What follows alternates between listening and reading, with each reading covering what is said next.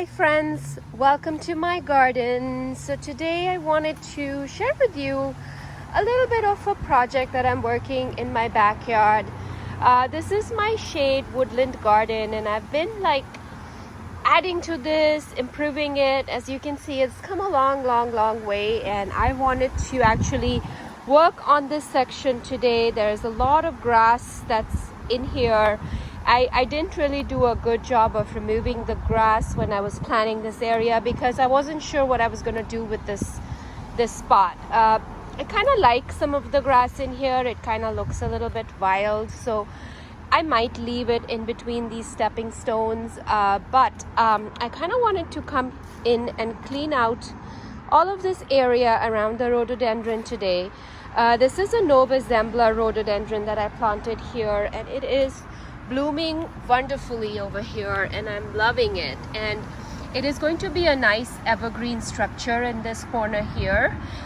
So I do have some hostas that I bought, so I'm going to clean up this area and and get it ready. I have some soil and I'm going to get it ready to plant some of these hostas. I also have some Coleus and Begonias that I was able to find really at a clearance price at the grocery store, because a lot of the plants I find right now are being discounted and cleared. So it's a good time to buy and add to your garden annuals that we kind of don't get to earlier in the season. At least I don't, because I like to grow a lot of my annuals from seeds.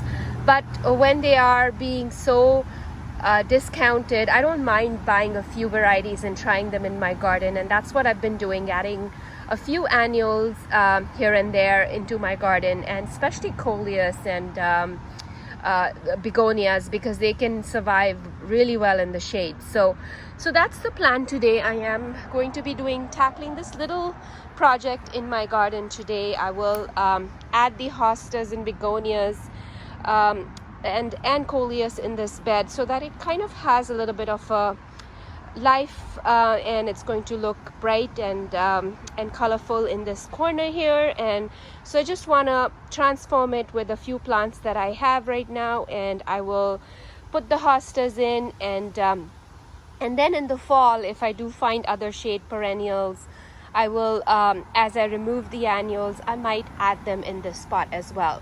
Or I might just make this my mixed border with some annuals. So I'm not sure yet, because I usually love just gardening with perennials and I add perennials all the time. But it's nice to add a pop of color with the annuals, and I have some really fiery red begonias that I'll share with you once I'm done cleaning up this spot and getting it ready for planting. So I have a big job ahead of me to get this grass out of here and get the bed ready for some planting. So I will get that going, and I'll show you in between stages of where I've reached and share this little exciting project with you and what it looks like when I'm all done.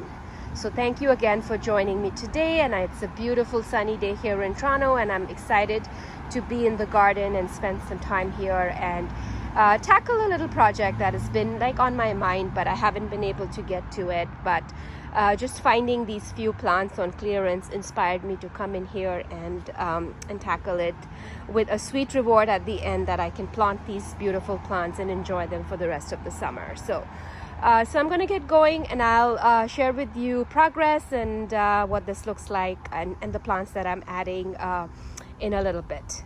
So I wanted to share with you the progress so far. I've managed to clean up all of this area, and I have a bit more remaining on this side. And I've also decided to actually remove the grass between these stones, because I think eventually I'll probably say to myself I should have just removed it. So I'm thinking of actually cleaning up all of this up to this point and making sure all of this is neat. And I have some mulch lying around, so I might just put some mulch in between the stones for now, so that there are no weeds that will grow.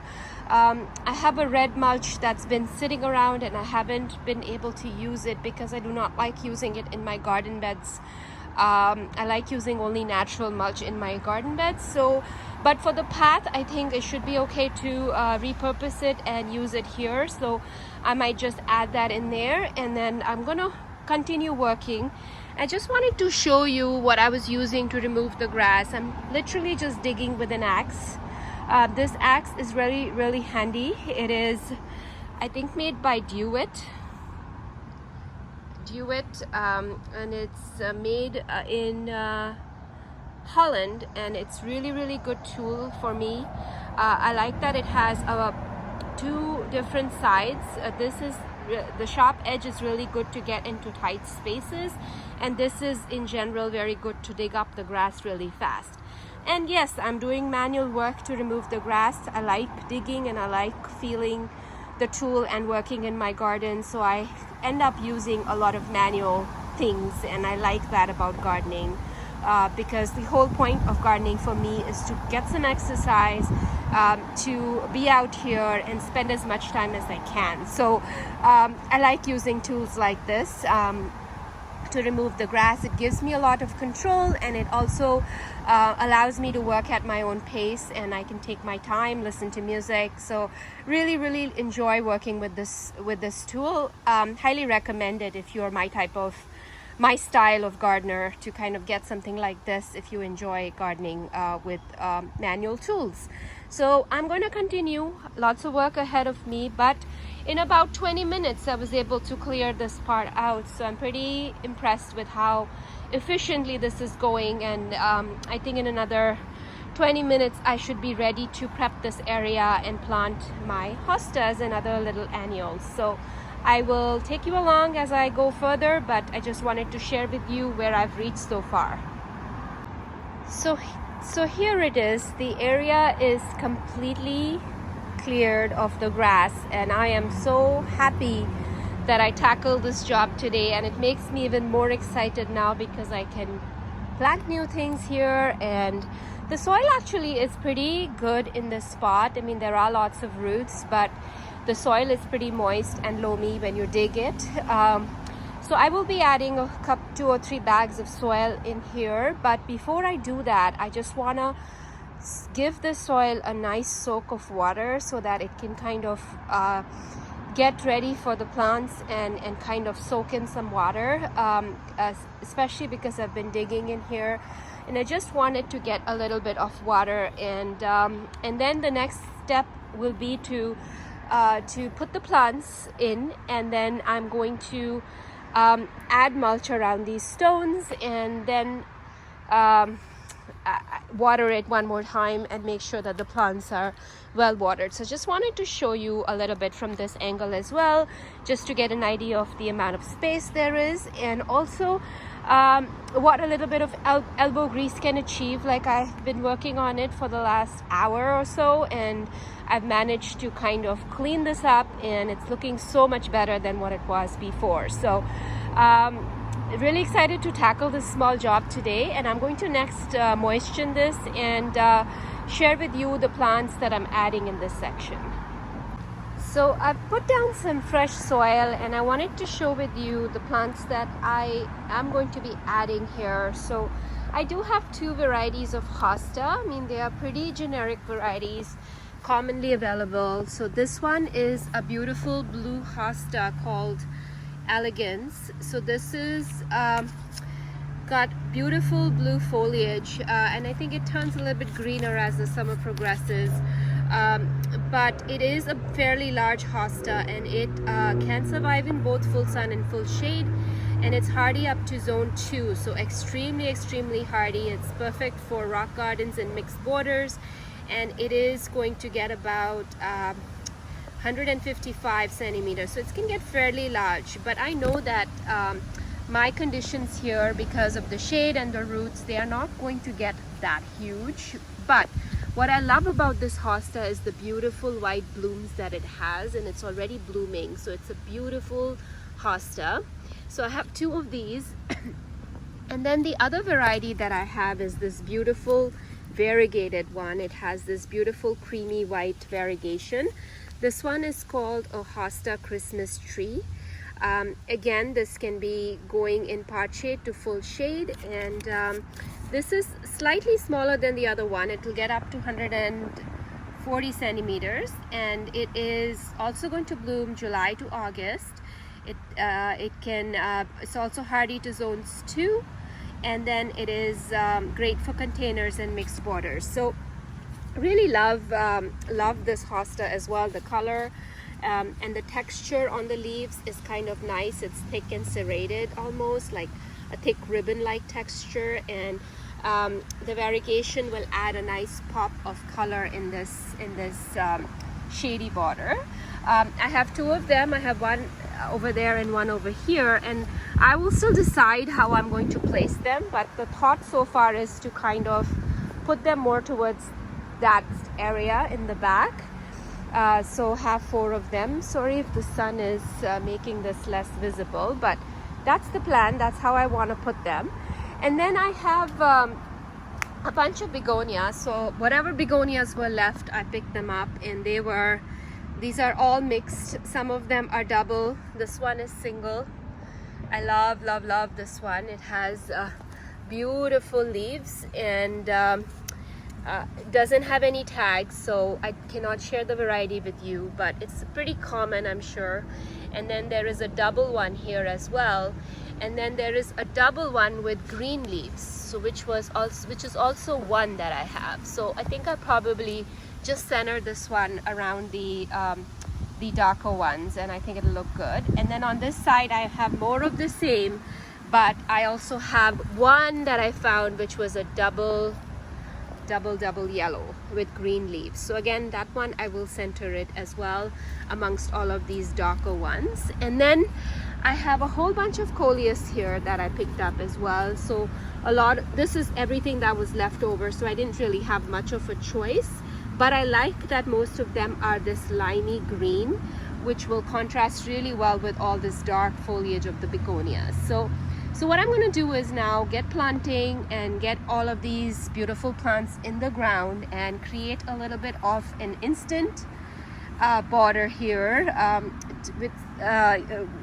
and it just didn't take me too long, but I think it'll be very joyful and offer me lots of color and excitement throughout the summer. So I'm excited to try these out in this spot.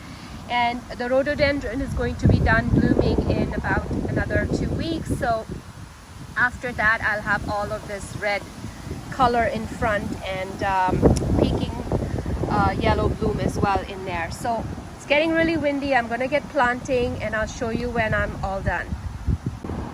So I'm all done with the planting, and I'm very happy with the results. I just cannot imagine, like an hour and a half ago, this was completely full of grass and weeds, and now it's completely transformed into something beautiful to look at. So I'm happy with it for this summer. There's a bunch of annuals in the front, so I decided to put all the Coleus in the back over there, and all of the begonias are in the front, and then the hostas are just around this rhododendron in the back, forming a little bit of a semicircle. So the 2 elegans are beside each other, and the Christmas ones are on either side. And I actually also mulched this pathway a little bit with the red mulch that I had lying around, and I didn't know what to do with it. So pretty happy with how this overall turned out. I think it feels and looks a lot tamed than what it was when I started. I also have a bottle rocket, I think, or something like that, a ligularia by Proven Winners, which is getting way too much sun. So I'm thinking of actually moving it in that spot. So I will be adding that in that spot so that it can get a little bit of shade and it can do better in that spot. So that's it. I just wanted to share this video with you today and take you along as I was working on this new garden area. It was messy, and it was kind of something I abruptly extended this spring, but I have neglected it, and I didn't know what I was going to do with it till I kind of stumbled upon these plants at a really good price right now. So I thought I would experience these annuals in this bed while I decide what I want to have here on a permanent basis. I have many thoughts about what I want to put here, but if you have ideas of what I should add, do let me know. One thought I was also thinking was I could do a couple of incredible hydrangeas in the front.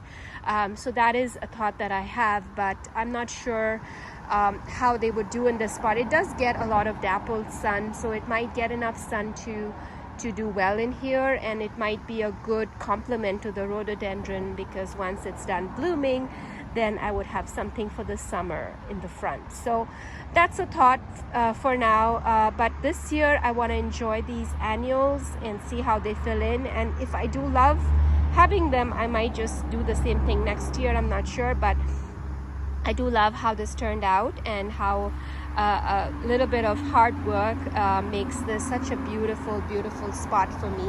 And I actually often come and sit on this bench, and I think it'll be something really pretty to look at and admire in this little corner here. So with that, I wanted to thank you so much for watching this video. I hope everyone is having a beautiful, fabulous day wherever you are joining me from, and enjoy your garden. And if you're doing projects in your garden, I would also love to hear from you what you're doing with your garden right now. It's an exciting time to be out in the garden and spend time and plant a few new things. It kind of makes you really, really excited about summer and spending time in the garden. So with that note, thank you again for watching, and I'll catch you in my next video.